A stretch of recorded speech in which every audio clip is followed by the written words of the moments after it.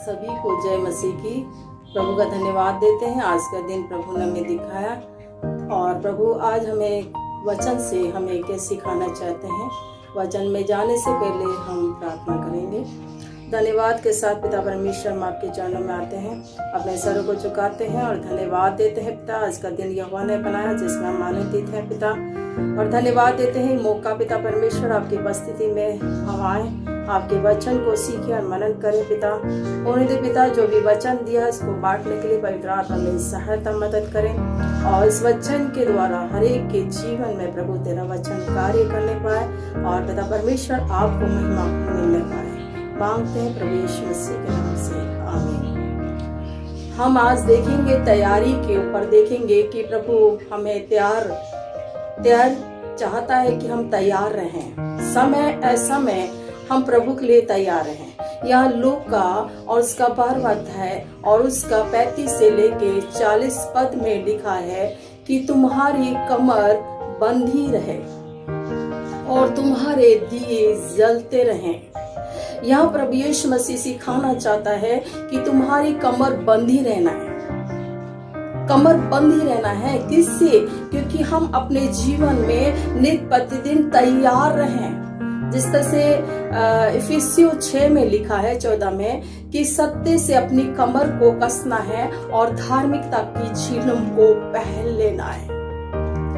हमें चीज को लेना है। सत्य कौन है? यीशु मसीह। यीशु मसीह कहता है मार्ग और सत्य और जीवन में ही हूँ। उस सत्य को ले लेना है, प्रभु को पहन लेना है और यही चीज से अपने आप को, अपनी कमर को कसना है, अपने आप को प्रभु के अधीनता में कर देना है और सत्य से अपनी कमर को कसना है और धार्मिकता की झिलम को पहनना है।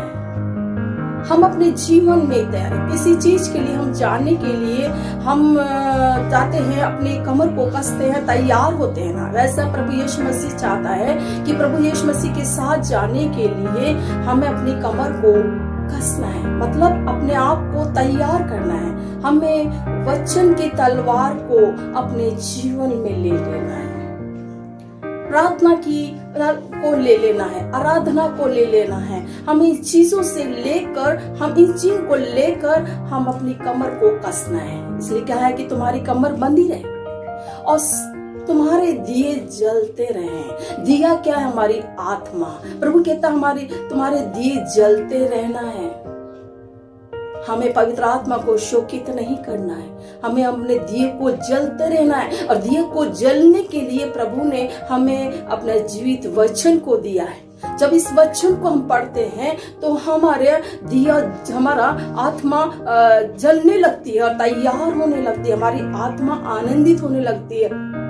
जब हम वचन की उपस्थिति में जाते हैं, आराधना की उपस्थिति में जाते हैं, आराधना हमारे हृदय की भूमि को तैयार करता है और वचन का जब बीज बोया जाता है वो फलवंत होता है।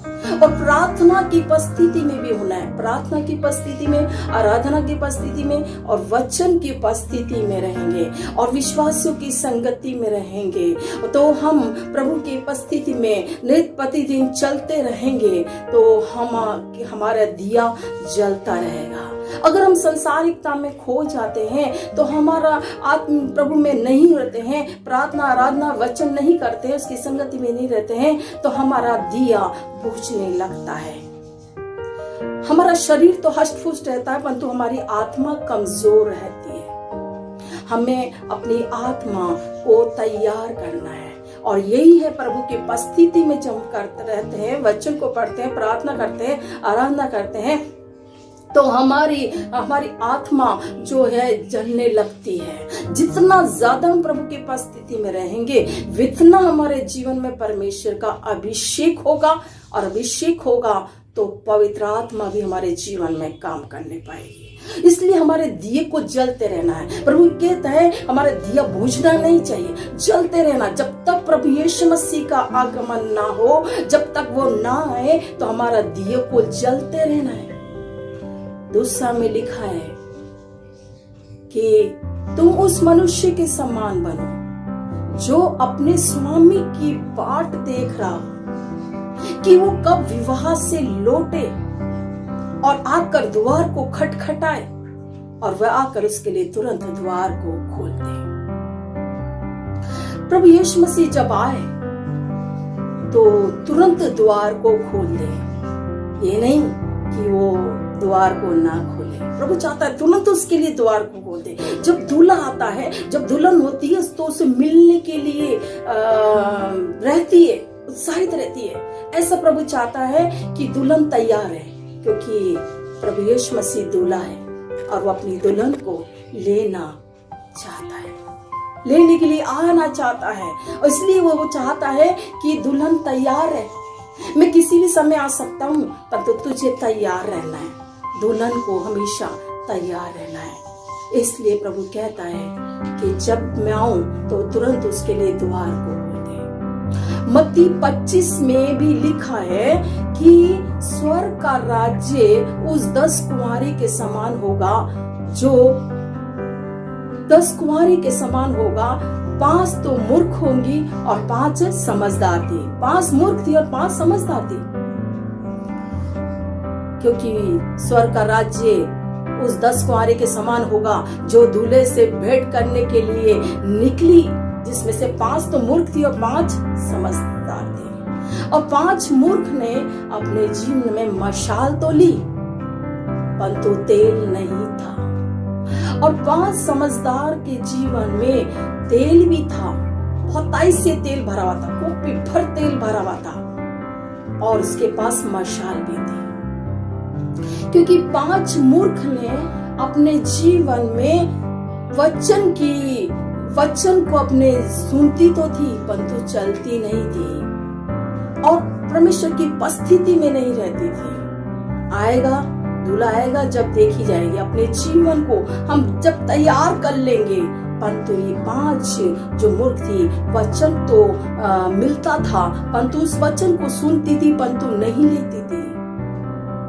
और जिसकी वजह से उनका जीवन एक प्रार्थना जीवन, आराधना जीवन और वचन की उपस्थिति में नहीं थी, प्रभु की संगति में नहीं थी, प्रभु की उपस्थिति में नहीं रहती थी, जिसकी वजह से उनके जीवन में मशाल तो थी, परंतु तेल नहीं था।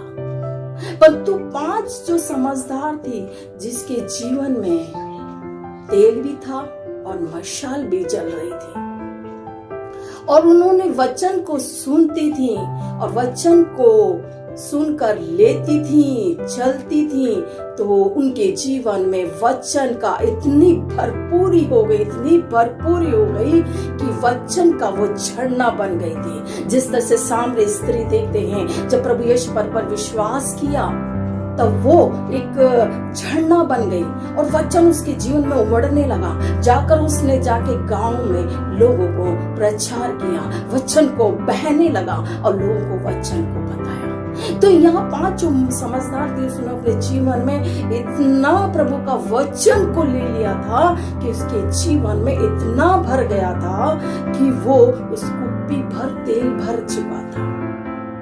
और उनका जीवन एक प्रार्थना जीवन था, आराधना जीवन था, वचन का जीवन था।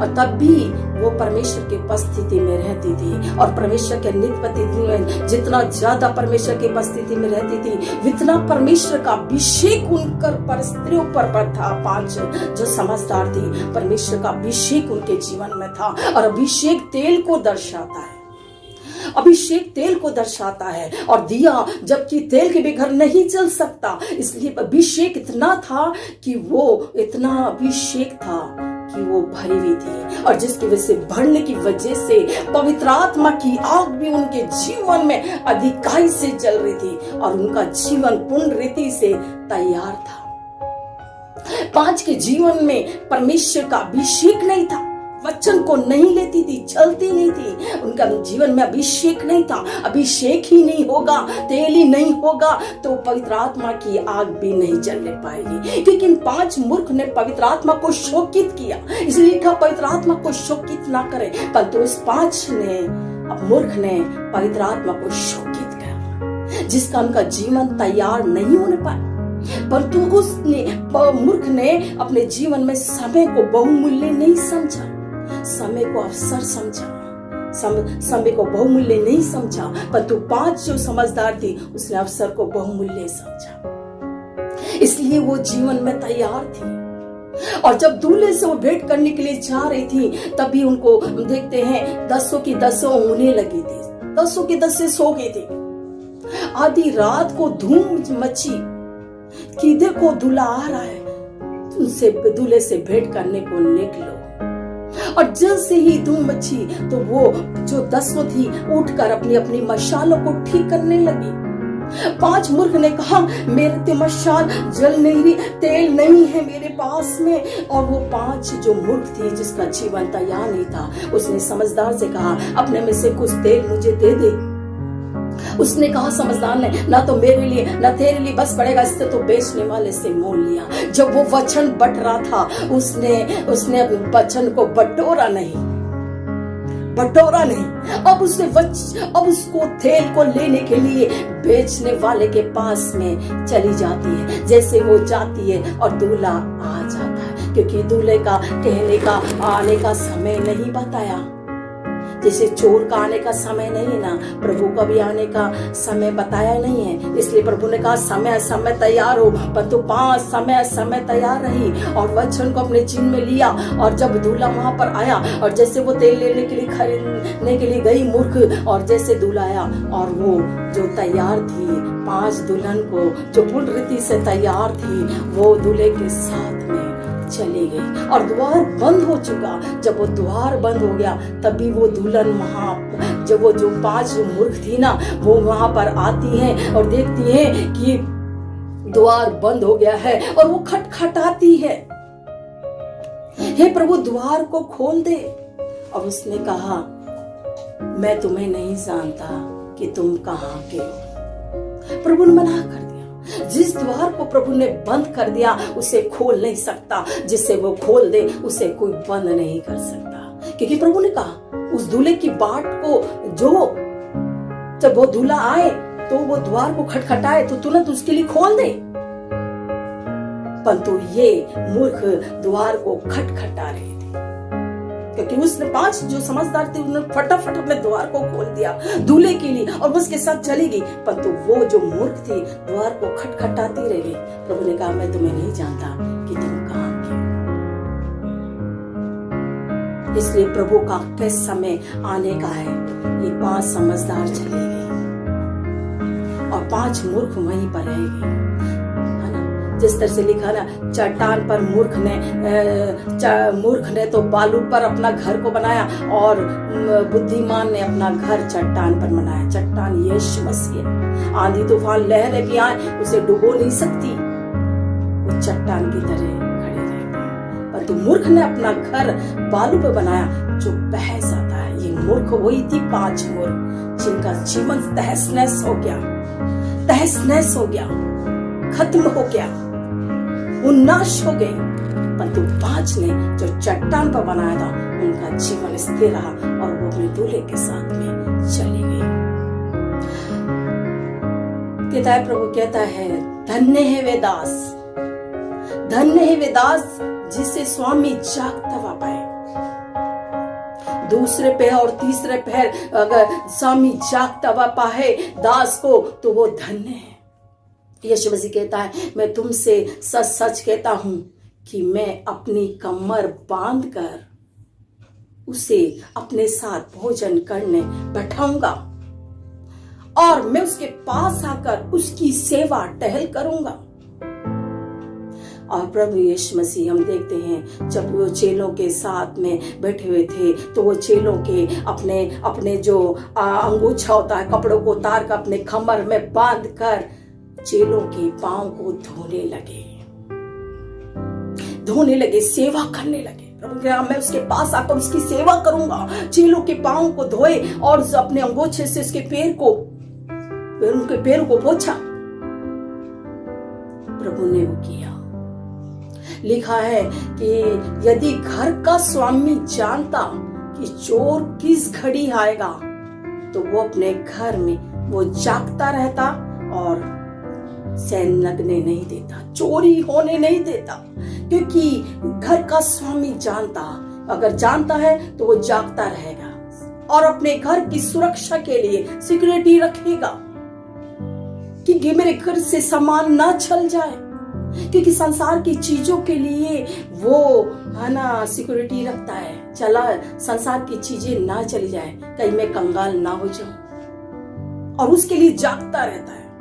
परंतु जो परमेश्वर देता चला जाता है, आशीष देता चला जाता है, आत्मिक आशीष को देता चला जाता है, और शैतान उसको चोरी करता चला जाता है, चोरी करता चला जाता है। लिखा है ना, चोर चोरी करने, घात करने, हत्या करने आता है, परंतु प्रभु यीशु मसीह आया कि बहुतायत का जीवन देने के लिए। और आसानी से परमेश्वर हमारे को आशीष देता है, आत्मिक आशीष देता है, और शैतान उसको चोरी करता चला जाता है। और हम अपनी आत्मा की तरफ ध्यान नहीं देते, अपने शरीर के लिए हस्त करते हैं, परंतु हमारी आत्मा कमजोर रहती है। शरीर तो नाशवान है, परंतु आत्मा हमेशा अनंत काल तक जीवित रहेगी, क्योंकि आत्मा को तैयार करना है। आत्मा की आत्मा के जो भी परमेश्वर आशीष देता है, शैतान उसको चुराता चला जाता है और हमारी आत्मा को कमजोर करता चला जाता है, और इतना कर जाता है कि वो पूरा खाली कर देता हमारी आत्मा में, और हमें हमारे को घायल, मतलब कहते हैं ना, घायल कर देता है। परंतु प्रभु इतना प्यार हमसे करता है कि वो आकर हमारे आत्मा को चंगा करता है, अपने आनंद को देता है। परंतु हम आत्मा में शैतान चोरी करता चला जाता है, आत्मिक आशीष को लेता चला जाता है, और हम होने देते, हम ध्यान ही नहीं देते। हम संसार की चीजों के लिए ध्यान देते हैं, सिक्योरिटी रखते हैं, कहीं चोरी ना हो जाए, मैं कंगाल ना हो जाऊं, परंतु हमारी आत्मिक आशीष शैतान चुराते चला जा रहा है, परंतु उसके पर ध्यान नहीं जाता है कि हम उसके लिए सिक्योरिटी रखें। उसकी सिक्योरिटी के लिए हम प्रभु की उपस्थिति में जाएं, कि हमारी आत्मा को इतना भर दे कि हमारे जीवन से बहने पाए, इतना भर दे हमारे को जीवन, हमारे जीवन में वो आशीष को शैतान चुराना न पाए। उसके लिए चिंता करें कि हमारे जीवन से आत्मिक आशीष न चले जाए। हम उसकी उपस्थिति में रहकर परमेश्वर से मांगते हैं, परंतु संसार की चीजों के लिए हम बड़े जागते हैं, परंतु प्रभु कहता है संसार की चीजों के लिए नहीं, आत्मिक आशीषों के लिए हमें जागना है, हमारी आत्मा के लिए जागना है, अपने शरीर के लिए नहीं जागना है, हमें अपनी आत्मा के लिए जागते रहना है। लिखा है, यदि घर का स्वामी जानता कि चोर किस घड़ी आएगा, तो वो जागता रहता और अपने घर में चैन लगने नहीं देता। प्रभु कहता है जैसे चोर का पता नहीं है आने का, ऐसे ही प्रभु ने आएगा। इसलिए प्रभु ने कहा, मैं चोर के समान आऊंगा, ताकि तुम असमय तैयार रहो। जब तक मैं ना आऊं, अगर जीवन में तुम्हारे पास शैतान मुखर करे, तो तुम उस समय बलवंत होकर शैतान का सामना कर सको, ताकि तुम्हारी आत्मा का दिया बुझने ना पाए, परंतु जलता रहे। लिखा है, तुम तैयार रहो। जिस घड़ी तुम सोचते भी नहीं होगे, उसी समय मनुष्य का पुत्र आ जाएगा। उसी समय मनुष्य का पुत्र आ जाएगा। जिस समय नूह के टाइम पे लोगों ने, जब प्रभु ने कहा 40 दिन 40 रात बारिश होगी, परंतु नूह ने विश्वास किया, प्रभु जो कहता है वो होगा। और जब उसने जहाज बनाया, लोगों की परवाह नहीं करी, किसी की बात की परवाह नहीं करी, और उसने जहाज बनाता रहा, लोग उसका मजाक बनाते रहे, परंतु उसने किसी बात पर ध्यान नहीं दिया। उसने अपने वचन को ले लिया, उस समझदार की तरह नूह ने वचन को लिया, तो बचाया गया नूह। उसके द्वारा पूरा परिवार बचाया गया, और नाव में सारे जानवर दो जोड़े के रखे, और उसका परिवार बचा ले। जब वो परिवार पूरा नाव में आ गया और द्वार बंद हो गया, और जब द्वार बंद हो गया, तब वहां 40 दिन 40 रात बारिश होने लगी। जब बारिश होने लगी, लिखा है नूह के समय लोग खाते पीते थे और विवाह होते थे, जब तक उनको जल प्रलय बहा नहीं ले गया, तब तक उनको पता ही नहीं चला, चेते ही नहीं, परंतु नूह चेत गया था, उनका परिवार बचा लिया गया, परंतु वो विश्वास नहीं किया। जब अधिक से अधिक पानी आने लगा, तब लोग कहा कि द्वार को खटखटाने लगे, तब द्वार बंद हो चुका था, बंद हो गया था, और वो नाश हो गए। 5 मूर्ख नाश हो गई, उनका जीवन रह गया, दूल्हे के साथ नहीं जा सकी। नूह के टाइम पे भी वो लोग क्या हो गया, सब रह गए। नूह के टाइम पे जो लोग थे वो नाश हो गए, जिन्होंने विश्वास नहीं किया। उनका जीवन नष्ट हो गया, परंतु नूह का परिवार बचा लिया गया। इसलिए प्रभु के वचन में समय समय हमें अपना प्रभु यीशु मसीह तैयार रहना है। हमें तैयार रहना है और हमें तैयार रहने के लिए शैतान के उस जो भी हमारे आत्मिक युद्ध के लिए हमें सारे हथियारों को ले लेना है, सारे हथियारों को ले लेना है, जिससे हमारा जीवन तैयार है और हम सारे हथियारों को ले सके। उद्धार का टोप और सत्य लेना है, सत्य से अपनी कमर को कसना है, धार्मिकता का झिलम को पहनना है, विश्वास की ढाल को लेना है, उद्धार का टोप को लेना है और मेल के सुसमाचार के जूते को पहनना है, आत्मा की तलवार प्रभु के वचन को ले लेना है। इन सब चीजों को अपने जीवन में ले लेंगे हमारे और प्रभु की उपस्थिति में रोज चलेंगे। जैसा जैसा समय हम आते देखें, हम और अधिक से अधिक प्रार्थना करें, अधिक से अधिक वचन को पढ़ें, अधिक से अधिक आराधना करें और आपके प्रभु की उपस्थिति में रहें, जिससे हमारा दिया जलता रहे, इतना जलता रहे कि हम दूसरों को भी हम जागरूक कर सके, दूसरों को भी तैयार कर सके। क्योंकि स्वयं हम ही तैयार नहीं रहेंगे तो हम दूसरों को क्या तैयार करेंगे। जब हम ही आशीष को नहीं पाएंगे तो दूसरे कैसे आशीष को पाएंगे। इसलिए प्रभु चाहता है समय हम अपने जीवन को तैयार रहना है। हमें अधिक से अधिक प्रभु के वचन की उपस्थिति में रहकर अधिक से अधिक वचन को पढ़ना है, उसकी सामर्थ को लेना है, आराधना की करना है, उसकी सामर्थ को लेना है, प्रार्थना करना है, उसकी सामर्थ को लेना है, जिससे हमारा जीवन तैयार रह सके और हम उस 5 समझदार के साथ दूल्हे के साथ में जाने के लिए तैयार होने पाए और हम उसके साथ जा सके। इसलिए प्रभु कहता है हम तैयार हैं, समय तैयार रहे। प्रभु के इस वचन पर आशीष हो। आमीन। पिता परमेश्वर, हम आपका धन्यवाद देते हैं पिता, आज के समय में पिता परमेश्वर जो भी आपने मुझे वचन दिया है प्रभु, मैंने उसको सेहत के साथ में बांट दिया है ताकि इस द्वारा मैं आशीषित हुई हूँ। उसके द्वारा बहुत से लोग सुनने वालों के जीवन में आपका दीप जलने पाए और वो तैयार रहने पाए मेरे खुदा। हालेलुया। उनके जीवन में प्रार्थना, आराधना, वचन की उपस्थिति में वो रहने पाए ताकि उनके जीवन में उनका दिया जलता रहे। हालेलुया। इस वचन के द्वारा हर एक को आप आशीष और बरकत दीजिए। सारी महिमा आदर मैं आपको ही देती हूँ, मांगते हो उद्धारकर्ता यीशु मसीह के नाम से। आमीन।